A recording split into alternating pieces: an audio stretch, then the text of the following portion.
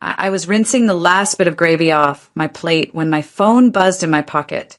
Everyone else was still laughing around the Christmas table, too full to move, unwrapping the last of the gifts they didn't pay for. I wiped my hands on a napkin and pulled my phone out, expecting maybe a text from work or a Merry Christmas from a friend. But instead, I saw something that made my heart drop.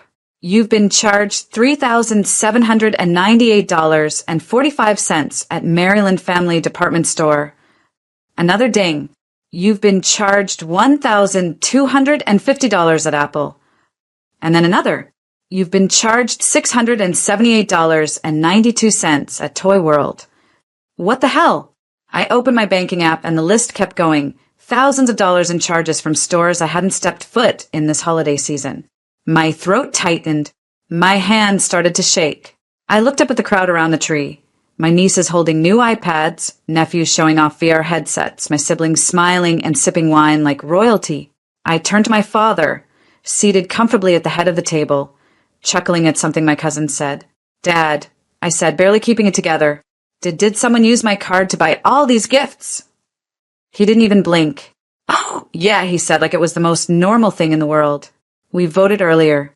Since you don't have kids, it just made sense you'd take care of the ones who do." My jaw dropped. "You voted? What do you mean you?" "It's only fair, sweetheart." Mom chimed in without looking at me. "You're doing well. You know how expensive kids are."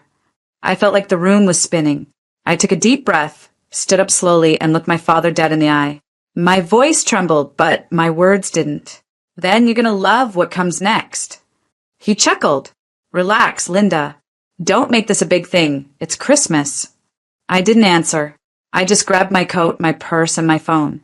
I walked out that front door without saying another word. The next morning, my phone would blow up with 53 missed calls, my cousins would be screaming, and my mom would be begging. But that night, I started something they'd never forget. As I walked to my car that night, the cold winter wind wasn't nearly as chilling as the words Dad had said. We voted.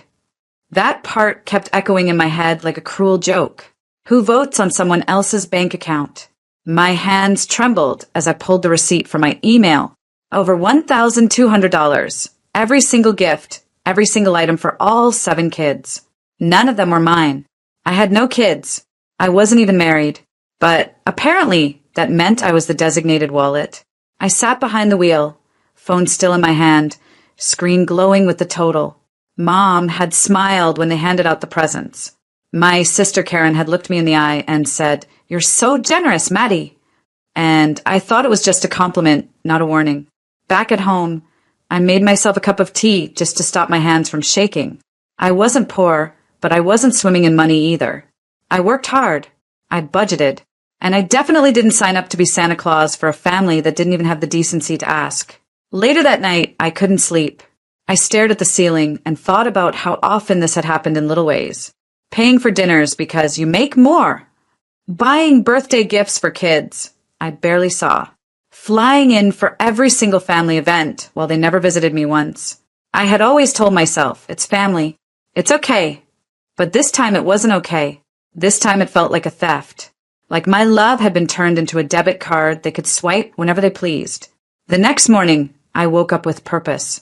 I grabbed my laptop and opened my banking app. I saw the charge again, bold and unapologetic. Then I opened the group family chat, the one that usually buzzed with baby pictures, memes, and prayer request messages. I typed one line and hit send. "Dad, I'll be sending you an invoice today for the holiday expenses. Please split it equally among the parents who received gifts. You all have 48 hours. And then I turned off notifications. Within minutes, Karen replied, "What? Is this a joke?" "My brother-in-law." "You agree, Maddie.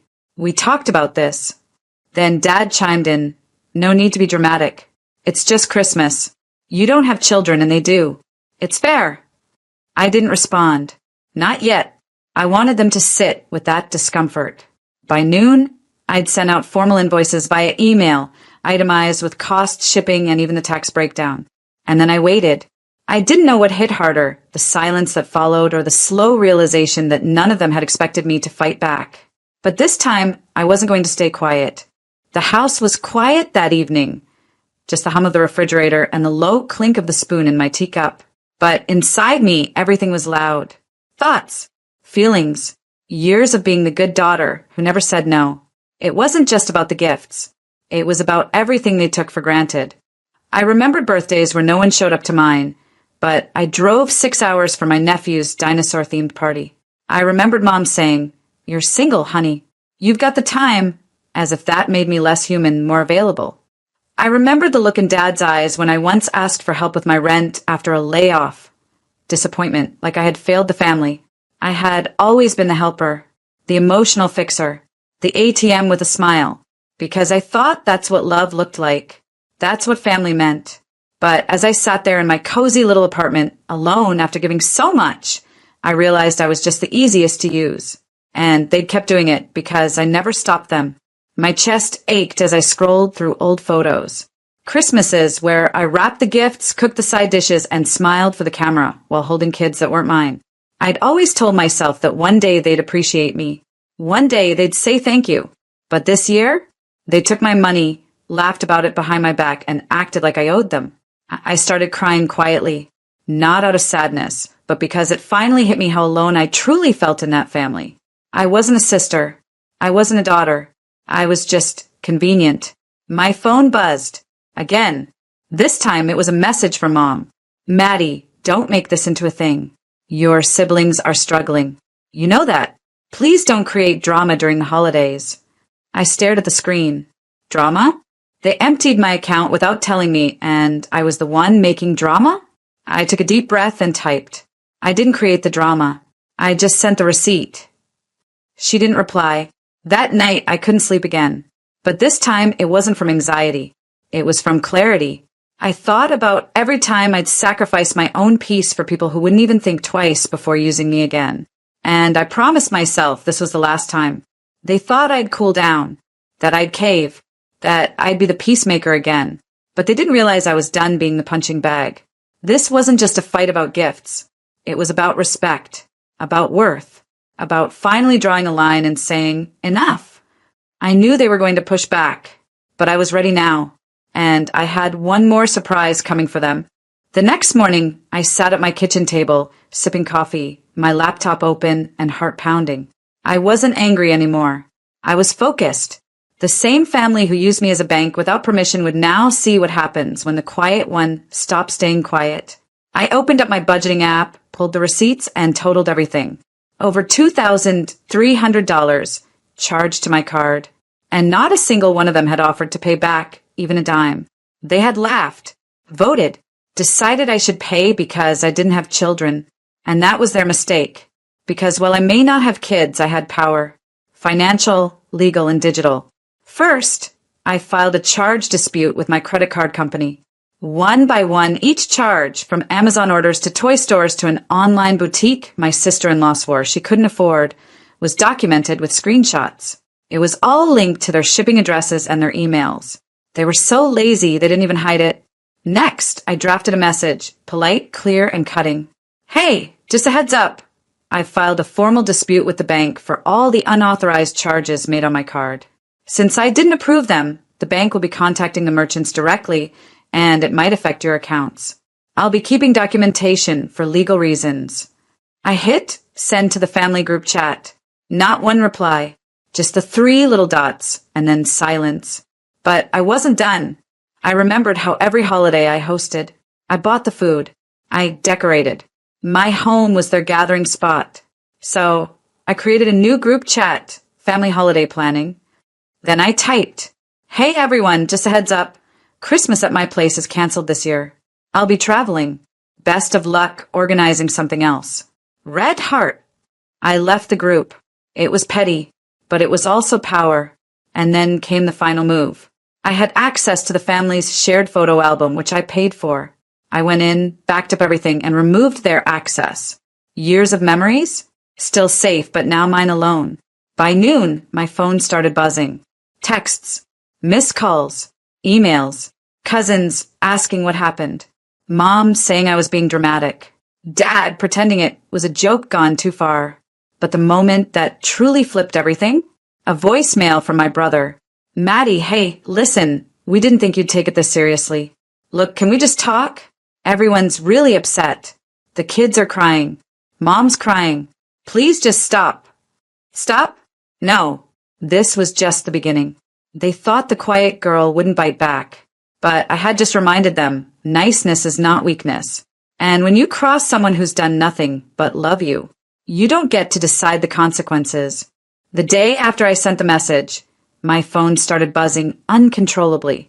There were so many texts I couldn't keep up. They were begging, pleading. My mom, my dad, my cousins, my brother. They all wanted to know how to fix it. They kept saying it was just a mistake, just a misunderstanding. But I wasn't hearing it. They didn't understand. I had heard those words before.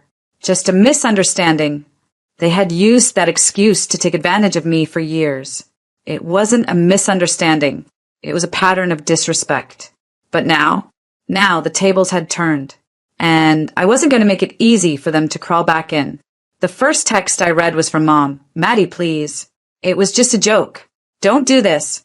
Then my dad. I don't want to lose you over this. You're making a mountain out of a molehill. That's when I made my move. I called the bank and escalated the charge dispute to a higher authority, demanding that they follow through. It wasn't just about the money anymore. It was about sending a message that I wouldn't be treated like a doormat. The charges weren't coming off my card without consequences, and I wasn't going to make it easy for them. It felt good, empowering. I hadn't realized how much I had been holding back until now. The anger I had stuffed down for years was now rising to the surface, and I was finally letting it out. But I didn't stop there. I made a public post on social media, carefully worded, but sharp. It's funny how easy it is for some people to take advantage of the ones who always show up. But I'm not your ATM. I'm not your emotional punching bag. Not anymore. Hashtag family first, hashtag boundaries matter. I knew it would get around. It wasn't meant to just vent. It was meant to hit them where it hurt. Their pride. Their image. Because they'd always been so obsessed with appearances. And now I had turned their holiday season into a public lesson on boundaries. But the real karma came when I got a call from my sister-in-law, the one who'd kept pressuring me to pay for her kids' gifts. She was furious.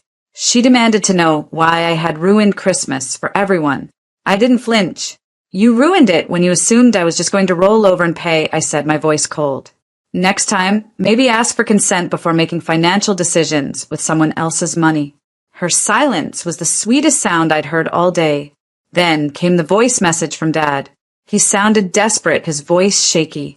He was apologizing, begging me to come home, to just forgive them. But I had heard it all before. All the promises, all the excuses. This time, I wasn't going to be swayed. I wasn't going to cave. This was my moment. The next morning, as the holiday lights twinkled outside my window, I sat back, watching my phone light up with more messages. But this time I didn't rush to reply. I didn't need to. I had already made my decision. The more they begged, the more my resolve grew stronger. I wasn't asking for their approval anymore. I wasn't chasing their love. This time, I was doing this for me. The next few days were a whirlwind. My phone had become an emergency hotline for apologies. But no matter how much they begged or how many tearful voicemails I received, I wasn't going to back down. This wasn't just about the money anymore. This was about respect, boundaries, and finally standing up for myself after all these years. It felt liberating. One evening, I decided to take a walk to clear my mind. The cold air was refreshing, and with every step I took, I felt more confident in the decision I had made. I wasn't just a passive participant in my own life anymore. I was in control. The power had shifted. For the first time in ages, I was free. Free from their expectations. Free from the guilt. Free from the role I had played for so long. The obliging, quiet one who never said no. As I walked past the glowing Christmas lights in the neighborhood, a thought struck me. This was the season of rebirth, of new beginnings. And for me, it was the beginning of a new chapter. No more will I tolerate their demands. No more will I sacrifice my peace for the sake of their convenience. Back at home, I received a final voicemail from Dad. He sounded defeated, his voice cracking as he admitted he had been wrong. But this time, something was different in my heart. I didn't feel the usual rush of guilt or the desire to rush over and fix things. I wasn't the one who needed to fix this anymore. They did. It wasn't just about the money. It was about acknowledging my worth. I listened to the message all the way through and then deleted it. No reply. No response. The ball was no longer in their court. I was done. Later that week, I received a call from the bank. They had reversed the charges, and I was getting my money back. I let out a deep breath. The relief was immediate. My actions had worked. But there was something deeper at play here, something more important than the money. The respect I had craved for so long, it was finally mine. A few days later, I received an unexpected package. It was from my dad. Inside, there was a small gift, a set of personalized cufflinks with my initials engraved. Along with it was a note. I hope this gesture shows how much I regret my actions. I'm sorry for not seeing you for who you really are. You're more than just a daughter. You're my equal. I'll work on being better. It wasn't much, but it was enough. It was a simple acknowledgement, but it spoke volumes. In that moment, I realized that my dad's apology wasn't the closure I had needed.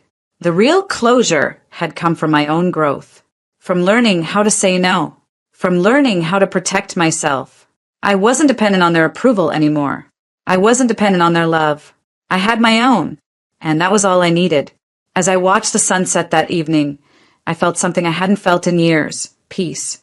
Real peace. And it was the best gift I could have ever given myself.